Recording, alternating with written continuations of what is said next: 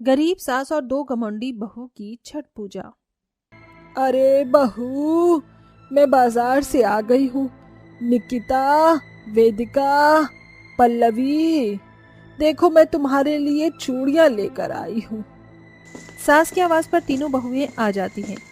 माँ जी, आप बाजार से आकर थक गई होंगी, पहले पानी पी लीजिए। हाँ बहू, देखो छोटी बहू मेरे लिए पानी लाई है। तुमने कभी मुझे पानी पिलाया जब मैं बाजार से आती थी तो? माँ जी, हमने अपने टाइम पर आपकी बहुत सेवा की है और आप छोटी बहू कर रही है तो अच्छी बात है। हम क्या पानी नहीं पिलाते थे आपको? माँ जी, अब वो कोई नई बहू नहीं है, हो गया उसे भी 7-8 महीने इस घर में। खैर ये बताइए, आप हमारे लिए क्या लाई हैं? हाँ ये देखो बड़ी बहू, ये नीले कलर की चूड़ी तुम्हारे लिए। वेदिका, ये लाल वाली तुम्हारे लिए। और पल्लवी बहू, ये सतरंगी वाली चूड़ी तेरे लिए। अरे वाह माँ जी, ये सतरंगी चूड़ियाँ तो मुझे बहुत पसंद आई। सच में ये बहुत अच्छी हैं। शुक्रिया माँ जी। छी, ये क्या बेकार सी चूड़ियाँ लाई हैं माँ जी आप हमारे लिए? आप जानती हैं ना, हम अमीर परिवार से हैं और ये कांच की चूड़ी लाई आप हमारे लिए, हमारे कोमल हाथों में लग गई तो? ये 2 कौड़ी की चूड़ियाँ लाई हैं आप हमारे लिए और ये बेकार चूड़ियाँ अपनी गरीब बहू को ही दे दीजिए। अगली बार से आपको हमारे लिए कुछ लाना हो तो सोने या हीरे के कंगन लाना। बहू, तुम तो जानती हो ना, मैं गरीब हूँ और मेरे पास जितने पैसे थे उसी का मैं सामान ले आई हूँ। तुम तीनों मेरे लिए एक बराबर हो। घंटा एक बराबर है। ऐसा होता तो आप अपनी छोटी बहू के लिए सतरंगी चूड़ी नहीं लाती, हम तीनों के लिए एक जैसी लाती। तुम तीनों की जो पसंद है मैं बस वही लेकर आई हूँ। ओ जस्ट शट अप माँ जी, ये चूड़ियाँ दिखाकर आपने हमारा मूड और खराब कर दिया। निकिता दी, हम रूम में जाकर कार्ड्स खेलते हैं। ऑनलाइन और ऑफलाइन? Obviously offline. ये कहकर दोनों जेठानी अपनी सास की दी हुई चूड़ियों को पटक कर अपने रूम में चली जाती हैं, जिससे वो थोड़ी टूट जाती है। ये देख अवंतिका की आंखों में आंसू आ जाते हैं। जब से दोनों बहू घर में आई है मैंने उनके लिए कितना कुछ किया है, पर इन दोनों को कुछ भी पसंद नहीं आता। कोई बात नहीं माँ जी, जाने दीजिए, मुझे पसंद है। मुझे पता है तो इन्हें ही पहनने की कोशिश करेगी, पर उन दोनों के हाथ का साइज तेरे हाथ से अलग है ना। अरे मेरी प्यारी माँ जी, भूल जाइए सारी बातों को। मैं आपको अपने हाथों से पालक का साग और मक्के की रोटी बनाकर खिलाती हूँ। वैसे भी दिवाली के बाद से हल्की हल्की ठंड होने लग गई है। सच में तू मेरी बहुत अच्छी बहू है, मेरा कितना ख्याल रखती है, मुझे समझती है। पर वो दोनों कभी नहीं समझती, बस पैसों का घमंड लिए बात करती रहती है हमेशा। जो भी हो माँ जी, पर आप मेरे लिए कुछ भी लाती हो वो मेरे लिए सबसे ज्यादा अनमोल होता है। फिर पल्लवी प्यार से वो चूड़ियां पहन लेती है, जिससे अवंतिका बहुत खुश होती है और उसका पसंदीदा खाना बनाकर वो उसे खिला देती है। शाम को अवंतिका अपनी दोनों बहू से शाम का खाना तैयार करने को कहती है। हाँ हाँ हाँ, वॉच माँ जी, हम और रसोई में खाना बनाएंगे। दिन में सपने देख रही हैं क्या? जिम्मा जी, आपको पता है कि हमने कभी शादी से पहले खाना नहीं बनाया है, सिर्फ अपनी मनमर्जी से काम किया है। तो आज आप क्यों पूछ रही हैं? और वैसे भी आपकी गरीब छोटी बहू आ गई है, वो है ना नौकरानी वाला काम करने के लिए। हाँ, हम इतने बड़े घर से इतना सारा दहेज लेकर आई हैं, आपके घर का झाड़ू पोछा साफ सफाई कपड़े धोने के लिए थोड़े ही आए हैं। ये काम वो गरीब देवरानी कर लेगी, और अगर आपने हमें काम करने के लिए फोर्स किया तो हम इस घर को छोड़कर चले जाएंगे। अरे अरे, घर छोड़कर जाने की तुम्हें कोई जरूरत नहीं है, छोटी बहू और मैं ही कर लेंगे सारा काम। गुड माँ जी, फिलहाल हम दोनों को ब्यूटी पार्लर जाना है। आपने तो पार्लर कभी देखा भी नहीं होगा, क्योंकि आप तो गरीब हो, आप पर पैसे नहीं हैं। लेट्स गो दी। दोनों घमंडी बहू अपनी सास का मजाक उड़ाकर वहां से पार्लर चली जाती हैं और नाखून से लेकर बालों तक का ट्रीटमेंट करवाती हैं। अवंतिका का दिल घमंडी बहू की वजह से फिर दुख जाता है। दरअसल शुरू से ही अवंतिका की दोनों बहू अमीर होने की वजह से घमंडी थी, इसलिए वो पल्लवी से ही घर का सारा काम करवाती थी। वो इतनी शरीफ थी कि वो हमेशा अवंतिका का साथ देती थी, उसका ख्याल रखती थी। खैर, 2 दिन बाद अवंतिका तीनों बहू से कहती है। अरे तुम तीनों को याद है ना, कल शाम से छठ शुरू हो रही है, तो जरूरी सामान ले आओ। अपने लिए जो शॉपिंग करनी है वो कर लो। ये लो पैसे, 5,000 रुपए। उसकी चिंता आप मत कीजिए। इन 5,000 में तो हमारी ना मेहंदी लगी ना साड़ी आए, और इसमें से हम तीनों शॉपिंग कैसे कर सकती हैं? कुछ भी करीब माँ जी। या राइट दी। माँ जी, ये चिल्लर वाले पैसे अपनी छोटी बहू को दे दीजिए। हम अपनी महंगी शॉपिंग करने जा रहे हैं। बाय। दीदी, आप बार बार माँ जी को ऐसे क्यों कहती हैं? वो जो भी करती हैं प्यार से हम तीनों के लिए बराबर करती हैं। तुम चुप रहो। तुमसे किसी ने कुछ बोला? कव्वार कहीं की। ये कहते ही दोनों घमंडी बहू छठ की शॉपिंग के लिए निकल जाती हैं। दूसरी ओर पल्लवी सास के साथ कम खर्ची वाला छठ पूजा का जरूरी सामान खरीद कर ले आती है। छठ के पहले दिन घमंडी बहू कुछ नहीं करती, उल्टा शॉर्ट ड्रेस पहनती हैं। तो वहीं पल्लवी अपनी सास के साथ पूजा का प्रसाद, लौकी की सब्जी, खीर, सादा नमक इत्यादि तैयार करती है। अरे वाह बहू, तू साथ होती है तो सारा काम पलक झपकते ही हो जाता है। पर उन दोनों को तो अकल नहीं है कि पूजा का काम भी कर लें। मैं तो हार गई हूँ इनसे विनती कर करके। जाने दीजिए माँ जी, कभी वो ये दिन आएगा कि जब वो खुद ही समझ जाएंगी। तू नई साड़ी जो लाई है ना कल, वही पहनना। जी माँ जी, कल ठेकुआ भी तैयार करना है, मेरा तो बहुत फेवरेट है वो। हाँ जानती हूँ। अगले दिन वो प्रसाद बनाकर खरना की विधि पूरी कर लेती है। अगले दिन शाम को सास बहू लंबा सिंदूर लगाकर अर्घ्य देती हैं। निकिता, वेदिका बहू, तुम दोनों ने लंबा सिंदूर क्यों नहीं लगाया? आज के दिन ये बहुत जरूरी होता है। ओहो, ये बेकार काम हमसे नहीं होता। माँ जी, सर, चेहरा और नाक खराब हो जाते हैं लाल लाल। वही तो, फिर क्या फायदा मेकअप करने का? तुम्हारा ये अमीर और फैशन वाला घमंड एक दिन जरूर तुम्हें तोड़ेगा। फाइन माँ जी, अब हम अपनी फ्रेंड के घर जा रहे हैं। उसने तालाब में ही अर्घ्य देने का इंतजाम किया है। इस गरीब वाले घाट पर हम नहीं आएंगे। ये कहकर दोनों घमंडी बहू सहेली के पूल पार्टी पर चली जाती हैं और मजे करने लगती हैं। फिर थोड़ा खा भी लेती हैं, जो कि उन्हें पाप का भागीदारी बना देता है। वही अगले दिन पूरी विधि से अवंतिका और पल्लवी सुबह सूर्य देवता को जल चढ़ाती हैं। ओम सूर्य देवताय नमः, ओम सूर्य देवताय नमः। छठी मैया, हमारी मन्नत पूरी करो और इस अर्पण जल को स्वीकार करो। दोनों बहू को अकल आ जाए और मेरे छोटे बहू बेटे पर हमेशा अपनी कृपा बनाए रखना, और हमारे घर की गरीबी भी दूर हो जाए। सास बहू का छठ पूजा का व्रत पूर्ण होता है। वहीं दूसरी ओर दोनों घमंडी बहुएं बिना नियम के अपनी मर्जी से छठ पूजा को पूरा करती हैं। इतने में एक कॉल से उन दोनों के पति के एक्सीडेंट की खबर मिलती है, जिसके बाद उनके पैरों तले जमीन खिसक जाती है। हे भगवान, ये क्या हो गया? नहीं नहीं, ऐसा नहीं हो सकता। कबीर जी के सर से बहुत खून बह गया है। दीदी, व्योम की हालत भी बहुत खराब है। डॉक्टर ने कहा है ब्लड की जरूरत है। हम जल्दी से माँ जी के पास चलते हैं। दोनों बहुएं रोते हुए अवंतिका के पास जाती हैं, जहां अवंतिका पहले से ही ठंड की वजह से कांप रही थी। माँ जी, कंबल में दुबक जाइए, पानी में स्नान करने से आपको ठंड लग गई है। माँ जी बचा लीजिए, हमारे पतियों को बचा लीजिए। आपके दोनों बेटों का एक्सीडेंट हो गया है। डॉक्टर ने ब्लड का इंतजाम करने को जल्दी से कहा है, और वो आप ही दे सकती है। क्या? हे छठी मैया, ये मेरे बच्चे को क्या कर दिया?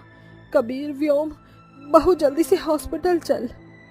चारों हॉस्पिटल पहुंचती हैं, जहां डॉक्टर अवंतिका को खून देने से मना करता है, पर अवंतिका अपने बच्चों की दुहाई देती है, जिसे डॉक्टर मान जाता है और अवंतिका का खून उसके दोनों बेटों को चढ़ाता है। इससे अवंतिका को और कमजोरी हो गई थी। कुछ घंटे बाद ही तीनों को होश आता है। फिर तीनों बहू उनसे मिलती हैं। अजी, आप ठीक हैं? छठी मैया का लाख लाख शुक्र है। हाँ, अच्छा हुआ आप तीनों ठीक हैं। माँ जी, हम दोनों ने आपके साथ इतनी बदसलूकी की, इसके बाद भी आपने हमारे सुहाग की रक्षा की, उसके लिए आपका बहुत शुक्रिया। क्या किया है आप दोनों ने माँ के साथ? भाई साहब, दोनों दीदी ने माँ जी और मुझे बहुत सताया था, बस इसी का उन्हें पछतावा हो रहा है। क्या तुम दोनों ने माँ के साथ ऐसा किया? निकिता, मेरे घर से चली जाओ, मैं तुम्हारे साथ नहीं रहूंगा। और मैं भी। नहीं नहीं बच्चों, उन्हें माफ कर दो। मैंने कहा था ना, बहू, एक दिन तुम दोनों का घमंड टूट जाएगा। तुमने अच्छे से मेरे दोनों बेटों का ख्याल रखा होता और छठी माता का नियम से व्रत किया होता, तो आज ये दिन नहीं देखना होता। माँ जी, हम दोनों को अकल आ गई है। हमारी आंखों से घमंड की पट्टी उतर गई है। अब हम दोबारा इस रास्ते पर कभी नहीं चलेंगे। हमें माफ कर दीजिए। तुम्हें पछतावा हो गया तो और क्या ही चाहिए। इस तरह दोनों घमंडी बहू अपनी सास और देवरानी से माफी मांगकर उनके साथ प्यार के लम्हे बिताकर खुशी खुशी रहने लगती हैं। तो देखा दोस्तों आपने, घमंड करने वालों का क्या हश्र होता है। इसीलिए कहते हैं कभी पैसों का रौब नहीं करना चाहिए। आ जाओ बहू, घर के अंदर आओ। तुम्हारा इस घर में बहुत स्वागत है। बहुत प्यारी लग रही है आज मेरी समीक्षा बहू। माँ जी, मुझे तो बहुत ज्यादा थकावट लग रही है। क्या मैं अपने कमरे में थोड़ी देर आराम करने के लिए जा सकती हूँ? अरे हाँ हाँ, क्यों नहीं, बिल्कुल जा सकती हो। चलो मैं तुम्हारे कमरे तक तुम्हें छोड़ कर आती हूँ। शकुंतला ऐसा कहने के बाद अपनी गोरी बहू को उसका कमरा दिखाने के लिए उसे ले जाती है, लेकिन वहीं पर उसकी काली बहू खड़ी रह जाती है और उसके ऊपर उसका जरा भी ध्यान नहीं जाता। तुम यहाँ क्यों खड़ी हो? चलो घर के अंदर आओ, मैं तुम्हें तुम्हारा कमरा दिखा देता हूँ। अविनाश श्रेया से बहुत प्यार करता था और उसे अपने भाई वीरेन के साथ अरेंज मैरिज में अपनी लव मैरिज भी की थी। दोनों भाइयों की शादी एक ही दिन एक ही साथ हुई, लेकिन शकुंतला को श्रेया बिल्कुल भी पसंद नहीं थी, क्योंकि वो बहुत ज्यादा काली थी, बहुत ही ज्यादा गरीब घर से भी थी। दूसरी तरफ अविनाश श्रेया को उसके कमरे में लेकर जाता है। पहले ये कमरा मेरा हुआ करता था, लेकिन अब से ये कमरा तुम्हारा भी है। तो बताओ, तुम्हें तुम्हारा कमरा कैसा लगा? बहुत ही सुंदर, बहुत ही प्यारा है। सच में आपका कमरा बहुत खूबसूरत है और मेरे लिए इस कमरे से ज्यादा ये मायने रखता है कि आप मेरी जिंदगी में हो। श्रेया की ऐसी बातें सुनकर अविनाश उसे गले से लगा लेता है। वहीं दूसरी तरफ अगले दिन शकुंतला अपनी गोरी बहू समीक्षा को बुलाती है और कहती है, बहू, आज तुम्हारी पहली रसोई की रस्म है। जो जो तुम्हें पसंद आए वही बना लो। अश्रेया, एक काम करो, समीक्षा को किसी भी चीज की जरूरत पड़ेगी तो तुम उसकी मदद करना। उसे किसी भी चीज की परेशानी नहीं होनी चाहिए। शकुंतला के कहने पर दोनों बहू रसोई में चली जाती हैं, जहां समीक्षा को कुछ भी बनाना नहीं आता था और वो श्रेया से कहती है, मुझे तो कुछ भी बनाना नहीं आता, मैं क्या ही बनाऊंगी। एक काम करो, तुम ही मेरे बदले कुछ बना दो जो इन लोगों को पसंद आ जाए। हाँ हाँ, क्यों नहीं, मुझे तो बहुत अच्छा लगेगा जब सभी लोग मेरे हाथों का बना हुआ खाएंगे। समीक्षा वहीं बैठकर फोन चलाती रहती है, तो बेचारी श्रेया बहुत मेहनत से सभी के लिए बहुत प्यार से खाना बनाती है और टेबल पर लगा देती है, जिसके बाद सभी लोग वहां आकर श्रेया के बने हाथों का खाना खाते हैं। अरे, ये खाना तो सच में बहुत ही लाजवाब है और टेस्टी भी बना है। अरे समीक्षा, तुम्हारे हाथों में तो सच में जादू है, जादू। शकुंतला को इसके बारे में जरा भी अंदाजा नहीं था कि वो खाना उसकी समीक्षा ने नहीं बनाया है, बल्कि वो खाना तो श्रेया ने बनाया होता है। माँ जी, मेरी पहली रसोई की रस्म थी, अब अच्छा खाना नहीं बनाती तो फिर आप लोगों को बुरा लगता। मैंने बहुत मेहनत से ये खाना बनाया है आप सभी के लिए, सो एंजॉय योर फूड। यहाँ समीक्षा भी झूठ बोलकर सारी तारीफ खुद ही ले जाती है, लेकिन अविनाश को समझ आ जाता है कि ये स्वाद उसी की पत्नी श्रेया के हाथों का है। बेचारी श्रेया भी चुपचाप खड़ी रह जाती है। सबके खाने के बाद सबके झूठे बर्तन भी श्रेया ही धोती है। सारे काम करने के बाद जब वो अपने कमरे में जाती है तो अविनाश उससे पूछता है, खाना तुमने बनाया था ना? झूठ मत कहना, तुम्हारे हाथों का खाना मैंने खाया है और मुझे तुम्हारे हाथों का स्वाद बहुत अच्छे से पता है। तुमने वहां क्यों नहीं बोला कि खाना तुमने बनाया है? क्या फर्क पड़ता है कि तारीफ समीक्षा की हुई है? अरे खाना सबने पेट भर के खाया, मेरे लिए तो यही बहुत है और मुझे कुछ नहीं चाहिए। अविनाश को अपनी पत्नी की अच्छाई पर बहुत गर्व था और वो इसी के चलते उसे बहुत ज्यादा प्यार करता था, लेकिन घर में बाकी सब लोग उसके कालेपन की वजह से उसे किसी भी चीज में नहीं पूछते थे। यहाँ तक कि शकुंतला को अगर शादी पार्टियों में जाना होता था तो वो अपनी गोरी बहू को ही लेकर जाती थी और बेचारी श्रेया को घर के कामों में छोड़ दिया करती थी। धीरे धीरे पूरा 1 साल हो जाता है और दोनों बहू की शादी की सालगिरह आने वाली होती है। उसकी तैयारी में समीक्षा बहुत पहले से ही लग जाती है। वीरेन, हमारी शादी की पहली सालगिरह है और मैं चाहती हूँ कि ये फंक्शन बहुत बड़ा हो। इस पार्टी में अमीर लोग बहुत सारे आने चाहिए जिन्हें हम जानते हैं और पार्टी में कोई कसर नहीं होनी चाहिए। जान, जैसा तुम कहोगी बिल्कुल वैसा ही होगा। तुम जो कहोगी मैं वैसा ही करूंगा और ये पार्टी यादगार रहेगी। वैसे तुम क्या पहनने वाली हो अपनी सालगिरह पर? मैंने कुछ खास सोचा नहीं है, लेकिन मैं सोच रही थी क्यों ना मैं अपनी सालगिरह पर मनीष मल्होत्रा का लहंगा पहनूं। क्या बात है, क्या टेस्ट है तुम्हारा। मनीष मल्होत्रा का लहंगा। कोई नहीं मेरी जान, मैं तुम्हारे लिए मनीष मल्होत्रा का लहंगा भी लेकर आऊंगा। वीरेंद्र समीक्षा को मनीष मल्होत्रा का लहंगा लाने के लिए वादा कर देता है। कुछ ही दिनों में वो मनीष मल्होत्रा का सबसे सुंदर और प्यारा लहंगा लाकर उसे देता है। समीक्षा को वो लहंगा बहुत प्यारा लगता है, जिसके चलते वो श्रेया को चिढ़ाने के लिए, उसे दिखाने के लिए लेकर जाती है। देख रही हो कितना सुंदर लहंगा है, एक तो मैं गोरी, ऊपर से मनीष मल्होत्रा का लहंगा, जब मैं पहनूंगी तो बहुत प्यारी लगूंगी। इस सालगिरह पर तो सब लोग मेरा लहंगा ही देखेंगे और मेरी तारीफ करते करते थक जाएंगे। हाँ, तुम्हारा लहंगा तो बहुत प्यारा है, शायद बहुत महंगा होगा। अगर इसका रेट बता दिया ना तो तुम बहुत ज्यादा जलील हो जाओगी। अरे इसे खरीदने की तुम्हारी औकात नहीं है। खैर, अब मैं तुम्हें क्या ही बोलूं। चलो मैं जाती हूँ, मुझे और भी तैयारियां करनी है। 2 दिन बाद मेरी सालगिरह है। समीक्षा का लहंगा देखकर श्रेया को भी लहंगा पहनने का मन होता है, जिसके चलते वो अविनाश से लहंगे खरीदने के लिए कहती है। लेकिन उस समय अविनाश का बजट बहुत ज्यादा खराब चल रहा होता है, तो वो उससे कहता है, मेरी जान, तुम्हें लहंगा खरीदने की क्या जरूरत है। तुम पहले ही बहुत सुंदर हो, और वैसे तुम्हारे पास इतना अच्छा टैलेंट है कि तुम कुछ भी बना सकती हो। भूल गई क्या, जो चीज खुद के हाथों में बनकर पहनने में मजा आता है वो खरीदने में नहीं। तुम अपने टैलेंट का इस्तेमाल करो और खुद से लहंगा बनाकर पहनो। मैं जानता हूं तुम ये कर सकती हो। अविनाश के कहने पर श्रेया के मन में अपना लहंगा खुद बनाने की इच्छा उग्र हो जाती है, जिसके बाद वो कम पैसों से बाजार से कपड़ा और लहंगा बनाने का सामान ले आती है और घर पर ही अपने लिए लहंगा बनाती है। समीक्षा सालगिरह पर मनीष मल्होत्रा का लहंगा पहनकर सभी को अपनी अमीरी का रौब झाड़ रही होती है, तो वहीं जब अपने हाथों का बना हुआ लहंगा पहनकर और तैयार होकर श्रेया सभी के सामने आती है तो सब लोग उसे ही देखने लगते हैं। उसने बहुत ही प्यारा और सुंदर लहंगा बनाया होता है, जिसके चलते सभी लोग उसे सालगिरह मुबारक करने के चलते उसकी बहुत तारीफ करते हैं। अरे वाह श्रेया, बहुत प्यारा लहंगा है, तुम पर बहुत जच रहा है।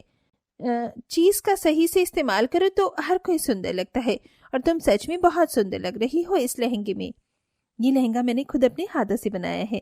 मेरी तारीफ के लिए आपका बहुत बहुत शुक्रिया। श्रेया का लहंगा सबको इतना पसंद आता है कि सभी उसे ऑर्डर दे देते हैं।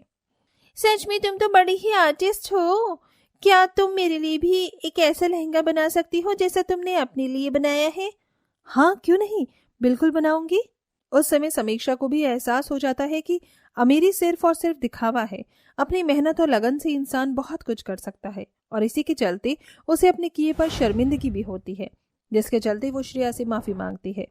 श्रेया, मुझे माफ कर दो, मैंने तुम्हारे साथ बहुत गलत किया। मुझे तुम्हारे साथ ऐसा नहीं करना चाहिए था। मैंने तुम्हें बहुत ताने दिए। हाँ बहू, सबसे पहले माफी तो मुझे मांगनी चाहिए। मुझे तुम्हारे साथ इस तरह का बर्ताव नहीं करना चाहिए था। मुझे माफ कर दो बहू। आप दोनों को ये समझ आ गया, मेरे लिए इतना ही काफी है। और फिर गोरे काले में कोई फर्क नहीं होता। माँ जी, हर कोई अपने लिए खूबसूरत है। उस दिन के बाद से समीक्षा और शकुंतला श्रेया के साथ अच्छे से रहने लगते हैं, और इसी के चलते श्रेया अपना एक बहुत प्यारा बुटीक खोलती है और ऑर्डर्स पर सभी के लहंगे सिलना शुरू कर देती है, जिसके बाद उसकी जिंदगी खुशी खुशी चलने लगती है।